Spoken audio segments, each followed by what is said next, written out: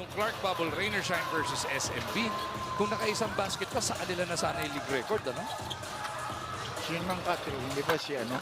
3-point play si ano? Si Henry up to 11 once again, 36-25. Converge really burning the nets dito sa loob ng Ninoy on this Tuesday night. Medyo masyado silang masaya. 4-1 na ba sila? Oh, 4-1 na sila. Top of the table as Daze finally hits his three. He's only shooting 33% from there. He's 1 of 2 tonight. Itong Converge, wala pang mintis mula sa 3. Arana Doses, pati 2, meron din sila. Puro ang dami inactivate. One behind the back to get rid of Simon. That is a thing of beauty, though. Bogoy will get the rebound. Huli ni Baltasar yan.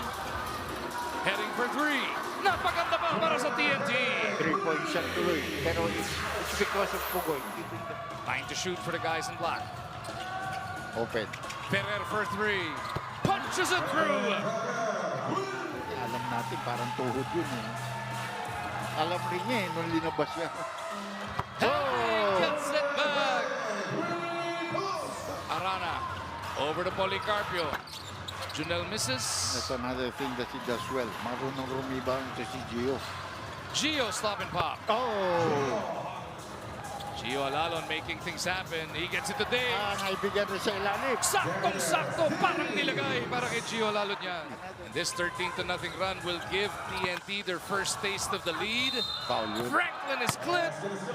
He'll be at the line for a bonus shot. Yan ang ating GAC game-changing play. Brought to you by GAC. Si Daze nakatalikod. Biglang dumating yung isa, wala na pa. Heading, inaantay yung pick ni Ferrer. Heading, unleashes it. He is on fire, Dr. J. Oh, ito, outside range. 1 of 6. The TNT gets the board. Gio. Alalon with his second basket today. Bigla tayo nagtabla, Doc, at 47. Suminyas pa sa atin.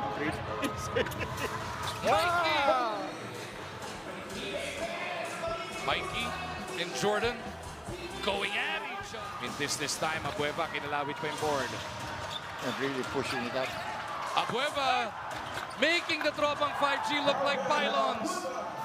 Itim naman yung suot, di orange siya. Ba't sumigzag ng ganun, Doc? Gio for 3. Punches it through. 51 all. 9 points in total para dito kay Gio. At tandaan mo, pumasok ito, long one. Parang kitang-kita mo, pasok eh.